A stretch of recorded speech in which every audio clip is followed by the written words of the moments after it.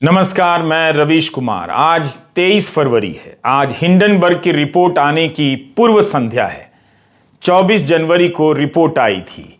कायदे से इस अवसर पर शहर शहर में अदानी आरती होनी चाहिए कि कॉरपोरेट इतिहास के सबसे बड़े कथित फ्रॉड के आरोप के बाद भी अदानी कानून की नजर में अजर, अमर और अजेय नजर आ रहे हैं। ऐसा नहीं है कि अदानी सभी मोर्चे पर हारे हैं। गोदी मीडिया उनकी मदद कर रहा है। उनसे सवाल ना पूछकर सवालों के गोले सोरोस से लेकर हिंडनबर्ग के नेट एंडरसन पर दाग रहा है। कांग्रेस ने कई सवाल पूछे, सरकार ने कोई जवाब नहीं दिया।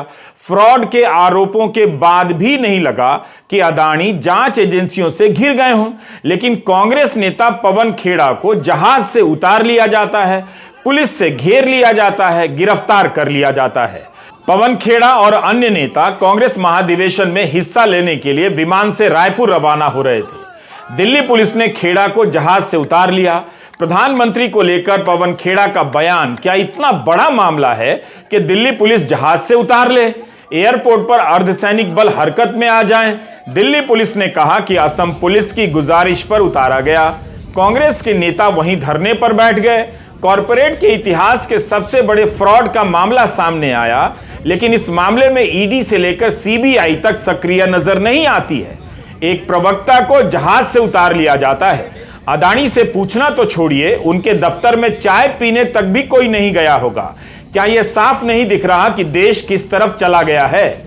छत्तीसगढ़ में कांग्रेस के नेताओं के यहां कुछ दिन पहले छापे भी पड़े। कांग्रेस बोलती नहीं है कि छापा पड़ जाता है। यह मामला सुप्रीम कोर्ट में पहुंच गया। सुप्रीम कोर्ट के चीफ जस्टिस ने असम पुलिस से सवाल कर दिया कि इसके लिए 153A और 295 धाराएं क्यों लगाई गईं। चीफ जस्टिस ने अर्नब गोस्वामी केस का हवाला देते हुए अलग अलग जगहों पर दायर एफआईआर को एक जगह पर जमा कर दिया और खेड़ा को राहत दे दी। उन्हें जमानत पर रिहा करने के आदेश दे दिए गए। लेकिन इन सब से क्या मिला?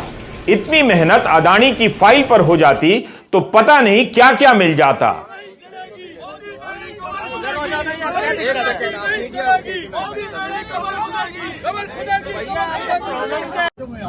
हम सब लोग 6E204 की फ्लाइट से, इंडिगो की फ्लाइट से अपने महाधिवेशन के लिए रायपुर जा रहे थे। इस फ्लाइट में कम्युनिकेशन डिपार्टमेंट के जो हेड है पवन खेड़ा जी, वो भी हमारे साथ थे। इस फ्लाइट में हमारे जनरल सेक्रेटरी ऑर्गेनाइजेशन के सी वेणुगोपाल जी हैं, जनरल सेक्रेटरी रणदीप सिंह सुरजेवाला जी हैं। ऐसे तमाम लोग इस फ्लाइट में जा रहे थे। ये फ्लाइट कांग्रेस महाधिवेशन, जो 85वां कांग्रेस महाधिवेशन हो रहा है, वहां के लिए अग्रसर थी। जब हम लोग चलने वाले थे तभी पता चला कि पवन खेड़ा जी को ये कहकर उतारा गया कि आपके बैग का कुछ एक्सचेंज हो गया, जबकि उनका कोई चेक इन बैग भी नहीं था। नीचे आने पर उनको बताया गया कि उनको डीप्लेन किया गया है और ये सीआईएसएफ के कोई डीएसपी आएंगे, उनको कोई नोटिस सर्व करेंगे। ये मनमानी तानाशाही नहीं तो और क्या है? क्या आप लोगों को अब फ्लाइट करने से रोकेंगे? आपने पहले हमारे महाधिवेशन में व्यवधान डालना चाहा, वहां पर ईडी रेड कराकर। अब आप हमारे कुलीग को यहाँ पर डीप्लेन कर रहे हैं। इन्होंने ऐसा कौन सा गलत काम किया है जिसके लिए ये कार्रवाई की जा रही है? किन धाराओं के अंतर्गत की जा रही है, ये बताना पड़ेगा। और जब तक ये हवाई जहाज हम सबको लेकर, इंक्लूडिंग पवन जी को लेकर नहीं उड़ता है, हम सब यहीं खड़े रहेंगे और ये तानाशाही कतई बर्दाश्त नहीं है। अदानी से सवाल पूछकर लगता है कांग्रेस ने गलती कर दी। कांग्रेस को किसी सवाल का जवाब भी नहीं मिला। क्या गोदी मीडिया ने सरकार से पूछा कि कांग्रेस के सवाल सही है या गलत? जवाब क्यों नहीं दिए जा रहे हैं? साफ नजर आ रहा है कि गोदी मीडिया और सरकार किस तरफ हैं। बैंकों के सीईओ की जुबान भी इसी ओर इशारा कर रही है। इंतजार इस बात का है कि जनता इस खबर से बोर हो जाए और उसका ध्यान हटने लगे। लेकिन शेयर बाजार अभी तक बोर नहीं हुआ है, वह मैनेज नहीं हो पा रहा है। अदानी 1 महीने से शेयर बाजार में हारते दिख रहे हैं। यह वो बाजार है जहां के खिलाड़ी देश की हर संवेदनशील खबर पर नजर रखते हैं, उसके हिसाब से पैसा लगाते हैं, निकालते हैं। पैसे का मामला होता है, इसलिए हर खबर और रिपोर्ट पर बारीक नजर रखते हैं। हर फैसला सोच समझ कर करते हैं। यहां के ज्यादातर खिलाड़ी मोदी समर्थक भी हैं और गोदी मीडिया के भी दर्शक हैं। फिर भी अपनी राजनीतिक सोच को अलग कर आर्थिक फैसले ले रहे हैं। खुद पर भरोसा कर रहे हैं, गोदी मीडिया और सरकार के नैरेटिव पर नहीं। जनता भले अदानी के साथ हो या अदानी के कथित फ्रॉड की रिपोर्ट के बाद बीजेपी या मोदी सरकार अदानी के साथ नजर आती लगे, मगर शेयर बाजार बीजेपी मोदी के साथ होते हुए भी अदानी के साथ नहीं लगता। यही कारण है कि हिंडनबर्ग की रिपोर्ट आने के बाद अदानी समूह के शेयर 50% नीचे आ गए। 22 फरवरी को उनके समूह का मार्केट कैप $100 अरब के नीचे चला गया। हिंडनबर्ग की रिपोर्ट आने के 30 दिनों के भीतर ही 10 लिस्टेड कंपनियों का मार्केट कैप $100 अरब से ज्यादा उड़ गया। हिंडनबर्ग ने कहा भी था कि अदानी समूह की 7 कंपनियों ने शेयरों के दाम को हेराफेरी के जरिए, मैनिपुलेशन के जरिए चढ़ाया है। जितना होना चाहिए उससे 85% अधिक है, ये नीचे आएंगे। अदानी टोटल गैस के शेयरों के दाम 24 जनवरी को जहां थे वहां से 79% नीचे आ चुके हैं। रिपोर्ट आने के बाद 20 दिनों के कारोबार में 19 दिन गिरावट आई है। कई दिन लोअर सर्किट पर रहा। अदानी टोटल का फ्रांस की टोटल एनर्जी के साथ करार हुआ। 24 जनवरी को अदानी टोटल गैस का मार्केट कैप 4.3 लाख करोड़ का था। 3.35 लाख करोड़ हवा में उड़ गया। अब इस कंपनी का मार्केट कैप 1 लाख करोड़ से भी नीचे आ गया है। टाइम्स ऑफ इंडिया ने अपनी रिपोर्ट में लिखा है 91,829 करोड़ पर आ गया है। अदानी की एक कंपनी का मार्केट कैप 4.25 लाख करोड़ से करीब 92,000 करोड़ रुपए पर आ जाए और सरकार पूरे मामले को ऐसे बरत रही है जैसे कुछ भी ना हुआ हो। गोदी मीडिया सोरोस के बहाने सवाल पूछने वालों को गरिया रहा है, लेकिन शेयर बाजार के खिलाड़ी सारे सवाल समझ रहे हैं। इस तरह से दाम गिरते जा रहे हैं जैसे हर कोई डूबती नाव समझकर भागने में लगा हो। 1 महीने तक दाम गिरते रहे। क्या किसी और कंपनी के साथ भी इन 30 दिनों में ऐसा हुआ? अदानी समूह के साथ ही क्यों हुआ? अदानी टोटल का फ्रांस की टोटल एनर्जी के साथ करार हुआ था। हिंडनबर्ग की रिपोर्ट के बाद फ्रांस की कंपनी ने अदानी टोटल गैस में निवेश पर रोक लगा दी, मगर भारत में सरकारी उपक्रम LIC अदानी के साथ खड़ी नजर आ रही है। सामी मोदक बिजनेस स्टैंडर्ड के संवाददाता ने लिखा है कि अदानी के कारण मार्केट कैपिटलाइजेशन में भारत की रैंकिंग काफी गिर गई है। हिंडनबर्ग की रिपोर्ट आने के पहले भारत दुनिया के चोटी के 5 देशों में था, लेकिन अब 7वें नंबर पर आ गया है। 2 महीने से भी कम समय में 2 स्थान नीचे आ गया। ब्रिटेन और फ्रांस भारत से आगे निकल गए। बिजनेस स्टैंडर्ड ने लिखा है कि चोटी के 10 बाजारों में इस समय भारत के बाजार का सबसे खराब प्रदर्शन है, जो अदानी ग्रुप से जुड़े विवादों के कारण है और निवेशकों पर नकारात्मक असर पड़ा है। आप भी सोचिए, खबरों को मैनेज कर लेने से शेयर बाजार मैनेज नहीं हो पाया। अब सुनिए एक और खबर। मीडिया में जब यह खबर पढ़ी तो हंसी भी आई और हैरानी भी हुई। मतलब शेयर बाजार में नाक तो कट ही रही है, विकिपीडिया में कट जाए तो इससे बुरा क्या हो सकता है। अदानी पर जो आरोप लगे हैं उनकी रिपोर्टिंग भारत में ना के बराबर हो रही है। हिंदी अखबारों से तो गायब ही है, लेकिन झटका इतना बड़ा है कि कभी शेयर के दाम गिरने के नाम पर तो कभी विकिपीडिया के नाम पर अदानी समूह खबरों में आ ही जा रहा है। सब मैनेज हो जाए तब भी कुछ ना कुछ मैनेज होना रह जाता है। इसी का प्रमाण है यह खबर कि उस कुछ को मैनेज करने के चक्कर में पकड़े जाते हैं और फिर जितना मैनेज हुआ होता है वो अनमैनेज होने लग जाता है, हाथ से निकल जाता है। खबर छपी है कि विकिपीडिया ने अपनी डिसइंफॉर्मेशन रिपोर्ट में सवाल किया है कि क्या अदानी और उनके कर्मचारियों ने विकिपीडिया के पाठकों को अपने प्रचार के लिए नॉन न्यूट्रल PR वर्जन लिखकर कौन करने की कोशिश की है। कौन का मतलब हेराफेरी, ठगी। इसी कौन शब्द का इस्तेमाल हिंडनबर्ग की रिपोर्ट में भी हुआ है। इसका जवाब भी विकिपीडिया ने दिया है। अगर यह जवाब सही है तो क्या यह चिरकुट काम नहीं है? अपनी जेब में ग्लोबल चैनल के होते हुए भी कोई विकिपीडिया में जानकारी बदलवाए, यह तो बिल्कुल अच्छी बात नहीं है। विकिपीडिया ने लिखा है कि हेराफेरी की गई। 40 सॉक पपेट्स या अघोषित पेड संपादकों ने अदानी परिवार और उसके अलग अलग व्यापारों से जुड़े 9 लेख लिखे या एडिट कर दिए, संपादित कर दिए। उनमें जाकर ऐसी चीजें जोड़ दी गईं जो तटस्थ नहीं थीं। कंपनी के बारे में बढ़ा चढ़ाकर लिख दिया गया। विकिपीडिया के मुताबिक कुछ एडिट अदानी के कर्मचारियों ने किए, विकिपीडिया ने ऐसे आईपी एड्रेस का ब्यौरा दिया है जो गौतम अडानी, उनकी पत्नी प्रीति, बेटे करण, भतीजे प्रणव यानी विनोद अडानी के बेटे और ग्रुप की अन्य कंपनियों के बारे में है। इस रिपोर्ट पर अडानी के प्रवक्ताओं ने कोई जवाब नहीं दिया। इस रिपोर्ट के बाद अडानी एंटरप्राइजेस के शेयर 10% गिर गए। बताइए, ये तो हद ही है। अडानी समूह ने कई पत्रकारों पर मानहानि का दावा किया है। क्या विकिपीडिया पर भी मानहानि का दावा होगा? क्या नेट एंडरसन पर मानहानि का दावा हो गया है? फोर्ब्स पर मानहानि कब होगी? एक पैटर्न नजर आ रहा है। चुप्पी साध ली गई है ताकि आंधी गुजर जाए। जनता को इससे भटकाने के लिए नए मुद्दे लाने की तैयारी हो रही होगी। तब तक फागुन आ जाएगा और लोग होली खेलने में मस्त हो जाएंगे। इस मामले का जोगीरा सारा हो जाएगा। हिंडनबर्ग की रिपोर्ट आने के बाद बिजनेस की दुनिया के अलग अलग टर्म के बारे में, शब्दावलियों के बारे में जानने का मौका मिला है। सॉक पपेट को ऐसे समझिए, मोजे में हाथ घुसाइए और उंगलियों को नचाइए, पता ही नहीं चलेगा कि किसका हाथ है। यही कर रहे थे भाई लोग कि विकिपीडिया ने पकड़ लिया कि कोई मोजे पहनकर अडानी के बारे में अच्छी अच्छी बातें लिख रहा है।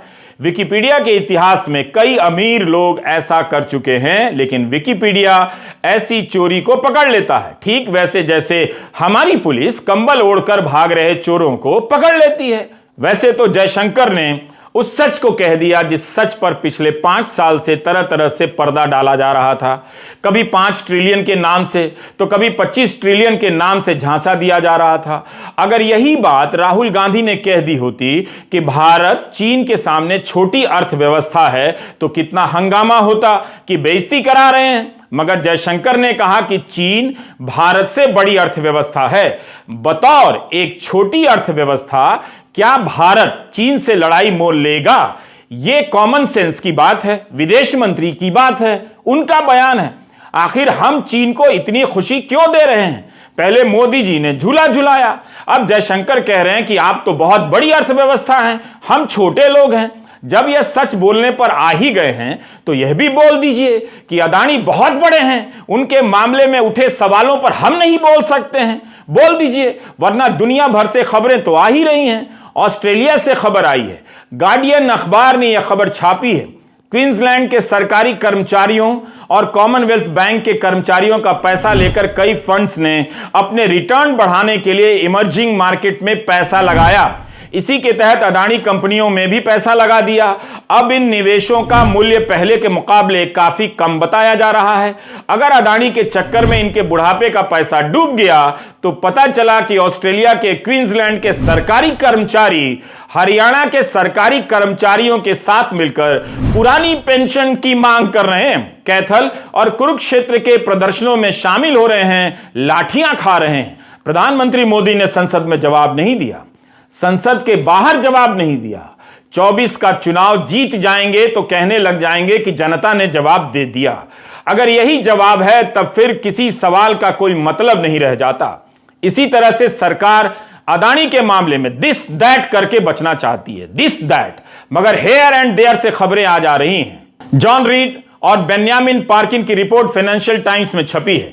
लिखा है कि नवंबर 2014 में मोदी ऑस्ट्रेलिया गए तो गौतम अडानी भी साथ थे। उस दौरे के दौरान अडानी ने कहा कि एसबीआई के $1 बिलियन के लोन से ऑस्ट्रेलिया की करमाइकल खदान का विकास किया जाएगा। ऑस्ट्रेलिया में इसी लोन का काफी विरोध हुआ।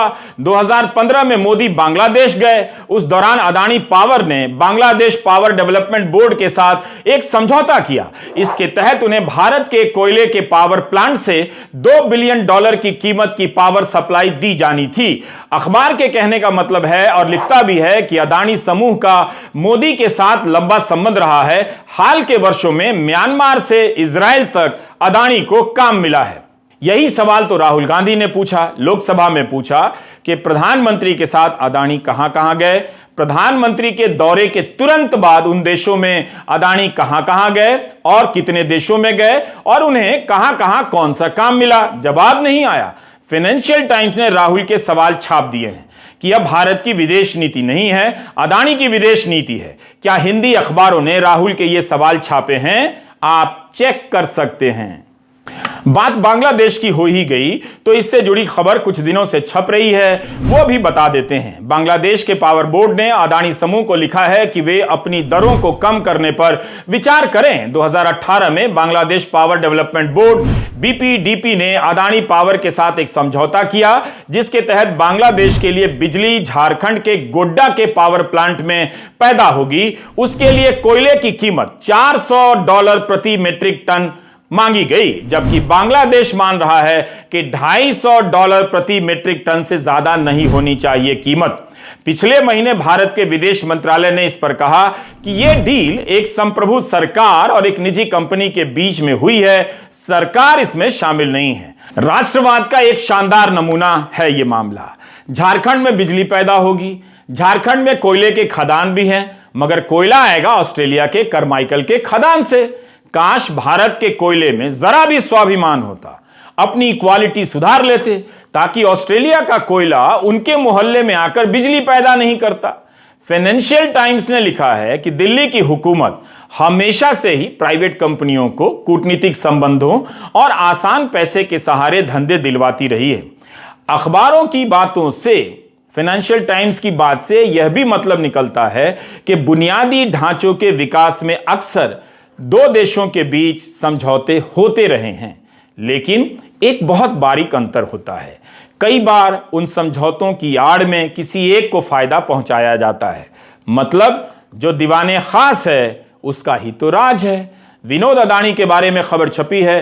पुरानी खबर पहले बताता हूं। मिंट में 22 सितंबर 2022 की इस खबर में लिखा है कि गौतम अदानी के भाई विनोद अदानी भी उनसे पीछे नहीं हैं। वे छठे सबसे अमीर भारतीय और सबसे अमीर एनआरआई हैं। उनकी संपत्ति 1,69,000 करोड़ तक हो गई है। मिंट ने यह भी लिखा पिछले साल की 5 साल में गौतम अदानी और परिवार की संपत्ति 15.4 गुना बढ़ गई, तो विनोद अदानी की 9.5 गुना। 2021 से ही वे हर दिन 102 करोड़ रुपए अपनी संपत्ति में जोड़ रहे हैं। इसमें सवाल बिजनेस कौशल का नहीं है, ना ही इसका कि इन्हें बिजनेस आता है या नहीं।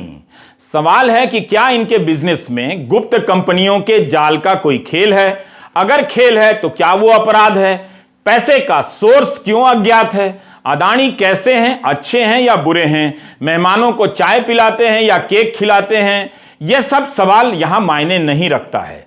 हो सकता है अदानी निजी तौर पर बहुत अच्छे हों, लेकिन हिंडनबर्ग की रिपोर्ट और बाद की मीडिया रिपोर्ट में जो सवाल उठाए जा रहे हैं, उस रहस्यमय विनोद अदानी के बारे में और उनके अज्ञात पैसे के बारे में, शेल कंपनियों के बारे में, उसका जवाब साफ साफ आना चाहिए। ब्लूमबर्ग के लिए अर्चना नारायण फिनबार फ्लिन ने लिखा है कि अदानी ग्रुप की सीमेंट वाली डील की फाइलिंग काफी पेचीदा थी। 85 पन्नों के डॉक्यूमेंट में एक चार्ट था जिसमें 7 अनलिस्टेड फर्म का ब्यौरा दिया गया है।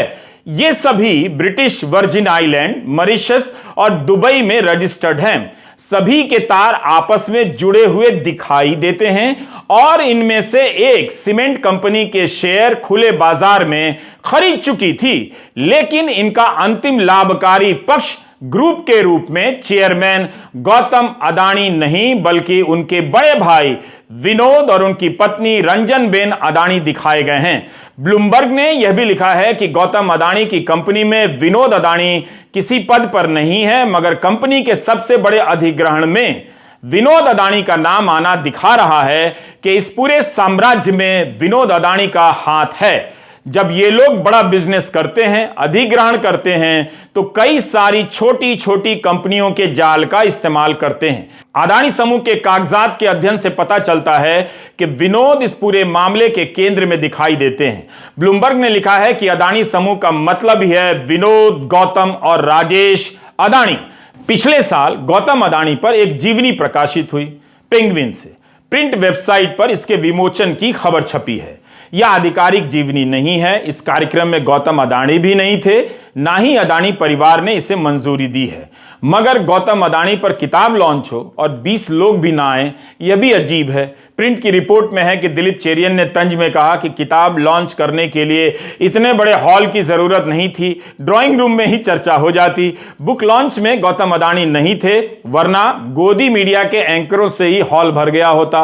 ब्लूमबर्ग ने अपनी रिपोर्ट में इस किताब का जिक्र किया है। लिखा है कि इसके लेखक आर.एन. भास्कर ने किताब में लिखा है कि विदेशों में होने वाले सभी लेन देन पर विनोद अदानी की पैनी नजर रहती है, मगर वे विनोद अदानी के बारे में कम जानते हैं। मगर प्रिंट की रिपोर्ट में चेरियन का बयान छपा है, जिसमें वे विमोचन के वक्त कह रहे हैं कि भास्कर ने अदानी परिवार पर 20 साल लगाए हैं, तब यह किताब लिखी है।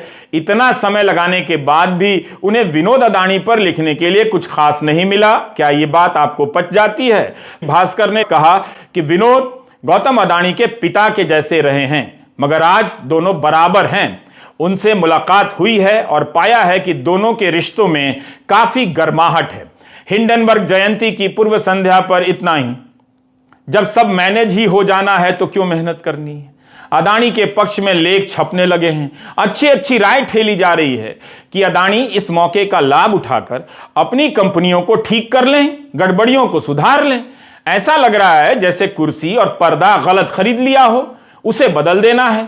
क्या यह सब अनजाने में हो गया कि कथित रूप से साइप्रस या मॉरिशस की कंपनी ने निवेश कर दिया? कथित रूप से निवेश का वो पैसा विनोद अदानी का निकल गया। आरोप तो यह सब भी है। इसे गौतम अदानी खुद से कैसे ठीक कर लेंगे? क्या यह अपराध नहीं है? अपराध है तो इसे कानून से ठीक किया जाएगा या इमेज मैनेजमेंट से। क्या यह सुविधा सबको मिलती है? मिलेगी? कांग्रेस के नेताओं को मिली है? नमस्कार, मैं रवीश कुमार।